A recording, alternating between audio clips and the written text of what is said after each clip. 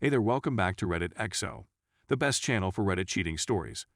Be sure to like, subscribe, and hit the bell notification for more stories like these. I ignored my cheating wife's calls when creepy karma finally found her, and she was crying for help in despair just 3 months after having a baby with new daddy. My wife and I have known each other since November of 2013 and started dating immediately. At the time of typing this, I'm 28 and she's 24. We met when she was 17. And I was 21. 1 year and it got kind of rocky, but we put it back together and stuck with it. We got married on May 16 of 2016. We had our baby boy 2 years ago. Just 2 days ago, she told me she was seeing another man and that it was physical. She had been seeing him for 3 weeks at that point. I asked her if she thought I should leave, and if I should take our son with me. She nodded, so I just went into the other room and went to bed, just in shock, stared at the ceiling the entire next day in between taking care of our son. The next day, I threw what I could in my car and left. I want to clarify that I have a terrible drinking problem. And it has consumed me. And now that it has ruined my life, I can't let it ruin my son's life. I'll be going to meetings immediately. We've been happy together all these years, made sacrifices for one another, and have enjoyed each other. We lived in a city for 3 years after we got married as she was advancing her career. I was managing a retail store and making really good money. She was managing a restaurant and she was making really good money, but we never saved. We've always been terrible with our spending. On Valentine's Day 2017, we tried for a baby and got pregnant on the first try. Our debts were piling up and we had no health insurance. I quit my managing jobs so I could get a different job and qualify for insurance for her. You never know what can happen during a pregnancy. We decided she should keep her since she loved her job and is very passionate about it. I got another job and got insurance. That November, we welcomed our son into the world on her due date. Happy and healthy. The birth was natural, and I held her hand through the entire process and watched my son enter this world and even cut the cord. We were so happy and so in love. Once the insurance paid out, I quit the job because it was awful and went back to the same company I was working for. Our debts continued piling up, and we wound up with a Chapter 13 bankruptcy. We were surviving, though. We just lived our lives for 1.5 years after that and loved each other and raised our son. She begged me to move to another city for another job offer with the same company and a substantial pay raise. I told her I didn't want to give up what we had there. But she continued pushing and pushing, and 3 months later I finally said duck it and gave in and told her we could move once again and start over in the new city. I gave up everything I loved about what I was doing there in our home that we both loved. We had so much room there in a fenced yard for our son. We moved 5 months ago and I just wound up working for her for simplicity's sake since we were having such a hard time finding a good reliable daycare. There were days where we just worked opposite shifts just to make it work. I felt less of a man and fell into a deep depression, became cold and distant to her, and eventually we only had sex once a few weeks. I stopped taking the time to look her in the eyes, hugging her, kissing her, touching her. We became almost like roommates with a kid. We never talked about it, though. She ignored me, too. But I know she could see the sadness in my eyes. But she just seemed so happy with what she was doing. And I couldn't just walk away from that or tell her we needed to go somewhere else. Our apartment was abysmally small, like tiny. We had nowhere to enjoy each other's company like we used to, nowhere for our son just to play and run and laugh. So cramped, I should have done something, gone to a counselor, tried to find a job I loved, but I just rotted. They're drowning myself in the bottle every day. I did all the housework, the laundry, dishes, meals, and taking care of our son. I was a drone just grinding through the days. She said she felt dead inside when she told me my D-Day. She felt nothing and just had to go and feel again. I died a little inside that day. I completely shut her out and walked away. It took me a couple of days to wake up, but I fought for her, offer forgiveness, offered to try to find religion with her as an atheist, and she's a Lutheran, told her I'd do anything to keep her in my life, to get help for my drinking as I should have years ago. I just wish she would have given me an ultimatum before having an affair. She's already walked away, though. My heart and soul are so broken right now, and I'm having a hard time holding it together. And I just want to drink. So fucking bad, but I can't. I have to do this for my son. I've got a job, a place to live, and I've got my son. I told her I could forgive her, and we could rebuild our lives together. I could give up the bottle, focus on us. I've made so many mistakes. I gave her the same ultimatum she should have given to me a month ago, 2 days ago, and she chose him. I've been asleep for so long, and I woke up this week. It's been hell. I can't stop throwing up.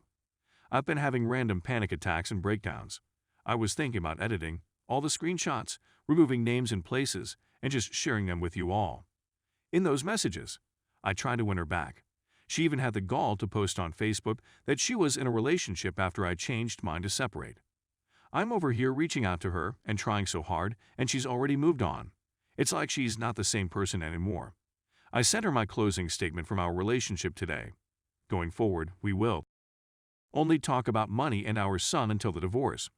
She's going to continue to pay on the bankruptcy and assist me financially as if we default on that or restructure. It would make life hard for all of us, including our son. I'm going to share my closing statement now. One more thing. I'm sorry, I fell into such a dark place once we moved to a new town. I just wasn't happy there. I was severely depressed. I didn't focus on your needs, physical or emotional. I became even more consumed in the bottle than I ever have. I hid those feelings from you because I wanted to give you the world. I gave up the happiness of having a real home and a real job in our new town. I did that for you. I should have gone to counseling. We both should have, especially after your sister's passing. I wasn't there for you through that. I lost my passion to truly live in life through you. I cannot change the things I've done or the choices I've made, but I'm truly happy you found a spark of joy in your life. And that will keep me going, along with the joy I find through being with our son every day.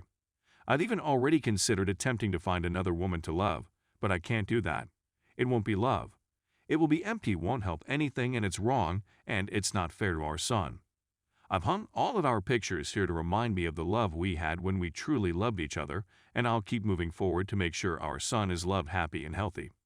I'm going to find a counselor soon and just talk to someone. But I also want you to never forget there is no justifying the choices you made either. And you can hate me for that. And that's okay too. I want you to always remember that you gave up on us and your son. We did make a vow, and you broke that vow. I'm dropping it now. Have a good life. Update. Well, it's been 5 months since everything happened, and I can finally say I'm back to my old self. My drinking at this point is almost non-existent. I landed a job as an IT technician back in January and work Monday through Friday, August 5. Perfect for daycare while being a full-time dad. So happy to finally leave my retail career behind. I did lose it for a while there in December. Having my whole world turned upside down, the anxiety and constant feeling of dread. I drowned myself in liquor. I almost stopped eating entirely and lost 40 pounds. Sleeping only for a few hours a day. I'm 5 feet 11 inches. I was 180 and dipped all the way down to 140, currently at 155, eating normally again. It really hit the fan about a month ago. My wife and the AP broke up and got back together numerous times through the months. But last month I got a random phone call from the AP as he found my number in her phone. He was going on about how she was lying to him about still talking to me. Obviously, we still talk. We have a child together. He called me to tell me that he was done with her and that she's pregnant. He asked me if it was mine. I was taken back by that. It's not. She finally tried to reconcile with me. I turned her away. For the first time in years, I feel like I can breathe and make my own decisions. It was my wake-up call to finally get the ball rolling and hire a lawyer. They got back together a few days after that. The whole situation is just obscene to me. She's only reached out to see our son twice in this entire time frame. So I shouldn't have any issues getting primary custody. Finally filing for divorce this week. I just wanted to say it does get better. I was blind to just how manipulative and controlling she was. And now that I've been on my own for 5 months, nothing but good things have come my way. I do still get lonely sometimes, but my son keeps my mind off of things and certainly keeps me busy. It's just a good feeling knowing I don't need her. I don't think I ever did in the first place. I became codependent to a toxic person. The best thing I ever did was finally let her go. Update. It's almost hard to believe how much time has passed. In 3 months, it will have been a year since I walked out that door. Life certainly does go on. Don't give up no matter how low you get. Pick yourself up and get it together. Let time heal your wounds. Not many bad days anymore, though I still relive some of the trauma in my dreams. Wake up to wipe a few tears and go back to sleep. I do try my best to not think about it or let it get to me like I used to. Still not completely divorced yet. My lawyer is still finalizing the parenting plan. We both took the parenting class. Judge granted me custody during the action.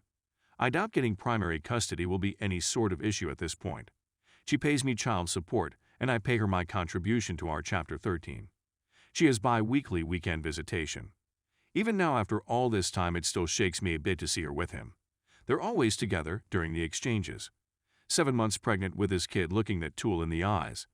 Do it because I have to. I certainly don't owe her anything, but I owe it to our son to keep my cool and stay collected. As much as I resent her and her choices, he does deserve to see his mother. I just repeat to myself in my mind that she is not the woman I fell in love with. It's just someone that I have a contractual obligation to allow to see my child. The new job keeps getting better. I'd gotten 2 raises and a pretty hefty bonus when I got stuck out at a power district to do tech support, maintenance, and network administration.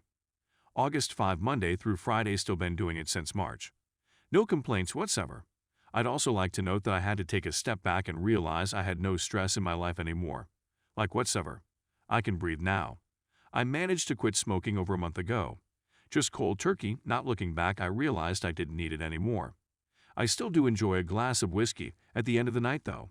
I refuse to let my vices own me anymore. I tried to date, had a few flings at this point.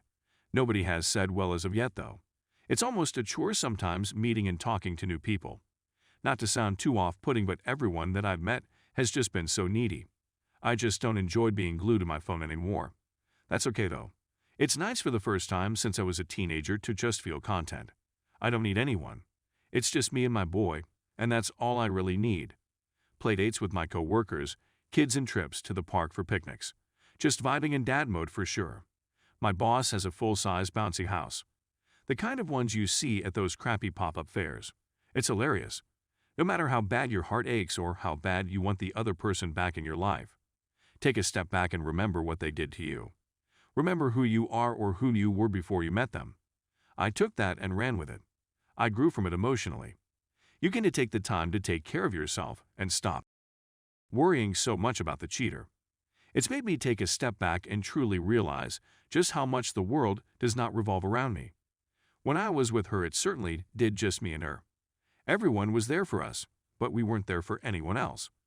Now she's cut off over half our family for this guy, the family of which I still talk to. Doesn't slap the saying, though, hanging out with my father-in-law and brothers-in-law. Well, like I said, I just wanted to check in. I'll probably make another post after the divorce is final and let you all know if anything dumb happens. Right now my life is just on cruise control, and I'm doing very well. To everyone that reads this, that's going through what I did, it does get better with time. Don't chase the solution in the moment, you'll regret it later. Take this time to allow yourself to become a better person.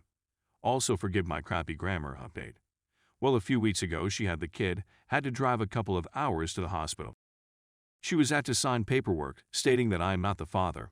I haven't really been feeling right since she's been on maternity leave and asked to have our son stay with her for a week. I allowed it. This is the first time I've been away from my child for more than a couple of days. I feel completely out of sync with my routine. Then my dad texted me this morning and said that she must be going for the Mother of the Year award with how many photos she's posting. I know it's just her form of self-validation, being the perfect mother. I don't think it should bother me, but like hell it does. I almost feel disgusted with myself that it does, though. I'm unsure if I'm in some sort of regression. I just feel so down today. I want to crawl into a hole, etc.